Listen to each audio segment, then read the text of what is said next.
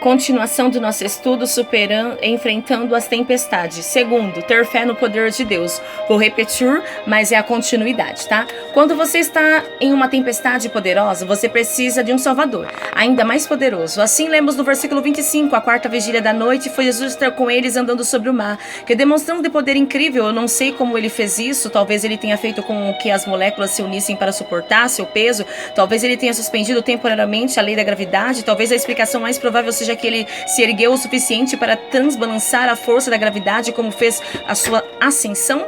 Então lemos sobre outra manifestação do seu poder no versículo 32, e logo que subiram para o barco, o vento cessou. Que poder ele tinha sobre a natureza? Mais uma vez, até os ventos obedecem a sua voz, portanto não devemos nos surpreender ao ler no versículo 33 que eles nos adoraram, nos dizendo: verdadeiramente tu és o Filho de Deus. Somente Deus tem o tipo de poder que Jesus demonstrou.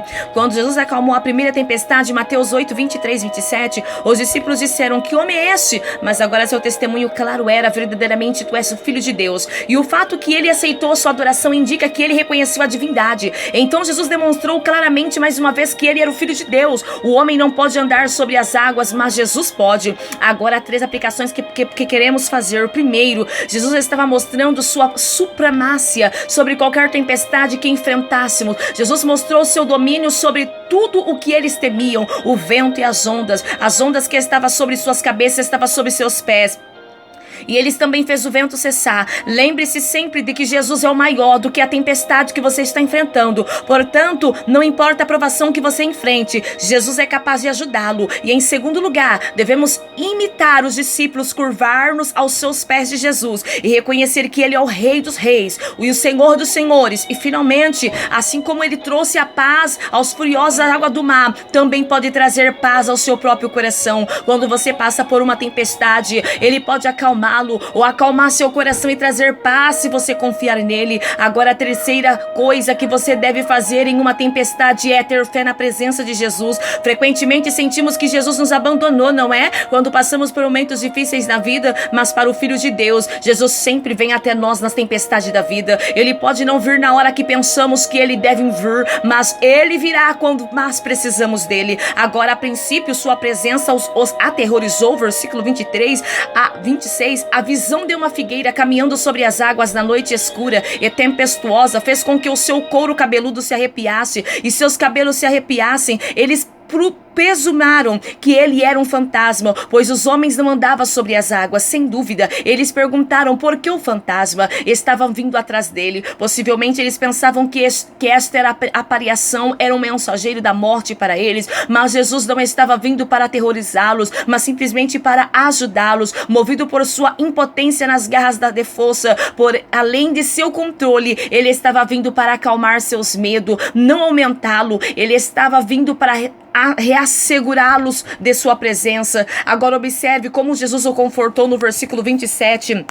Ele disse: tem de ânimo, sou eu, não temais. Observe que ele disse: sou eu, e só eu. Então disse: não temais. Sua presença é a única base racional para uma calma de externo. Salmo 23, 4 diz: ainda que eu andasse pelo vale da sombra da morte, não temerei o mal, porque tu estás comigo. Senhor, diz todos os crentes: não se preocupe com essa tempestade, estou aqui. É a consciência de sua presença, elimina todo medo. E o que há para temer? Cristo está no monte intercedendo por nós junto ao Pai, ou está no mar caminhando em nossa direção. Em qualquer casa estamos seguros, não há motivo para ansiedade. Não importa o quão severa e desesperadora a tempestade pareça, quando você passar por uma tempestade, vai perguntar: Deus, onde está? Mas você precisa confiar no Deus do invisível, que promete estar com você em todas as tempestades da vida. Ó Filho de Deus, assim como Jesus manifestou sua presença na tempestade, ele estará presente quando você passar por uma tempestade. Isaías 43, 2 diz: quando passares pelas águas estarei contigo, e pelos rios ele não te submergirão. Quando passares pelo fogo não te serás queimado. Confie na promessa, na presença de Deus. Agora vamos passar para a cena 3 e ver o santo na água. Talvez ainda mais surpreendente do que Jesus andando sobre as águas é o fato de que Pedro andou sobre as águas.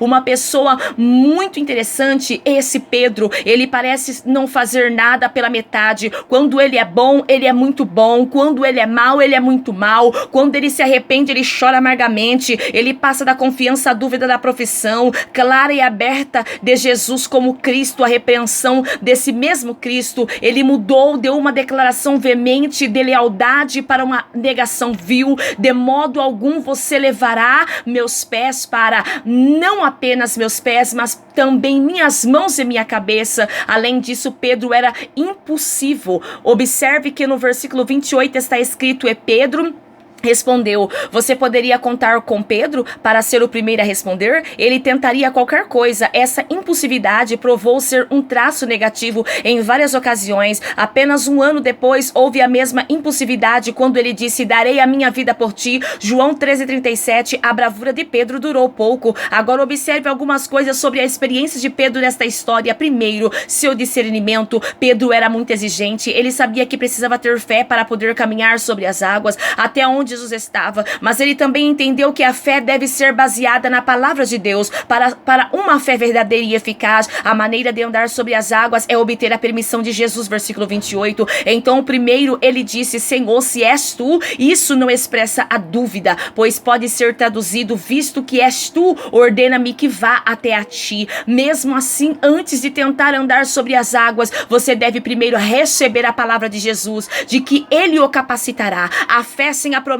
de Deus é presunção, é colocar Deus à prova. Portanto, não faça nenhuma loucura e espere que Deus o resgate. Não cite o versículo: posso todas as coisas em Cristo que me fortalece, e depois pule de um prédio alto esperando que todos os capacite a voar. Não temos promessa de Deus de que ele nos capacitará a voar. Tentar voar não é fé, mas presunção, e você precisa ter algum discernimento quando estiver ouvindo pregadores. Alguns querem que você dê um passo de fé, venda a maior parte do que você tem e dê para o ministério deles, ou alguém que possa convencê-lo a jogar fora seu remédio. Bem, melhor um exemplo, você ter certeza de ter uma palavra de Deus antes de fazer isso. Segundo, sua demonstração de fé. Pedro ouviu o Senhor dizer: vem. Isso é tudo o que ele precisava. Então, depois de receber a palavra, lemos no versículo 29 que Pedro, andando sobre as águas, foi ao encontro de Jesus. Pode-se imaginar que, com uma expectativa silenciosa, os outros apóstolos olharam para Pedro quando ele desceu pela amurada do barco. Você acha que Pedro bateu na água primeiro com os pés antes de colocar todo o seu peso na água?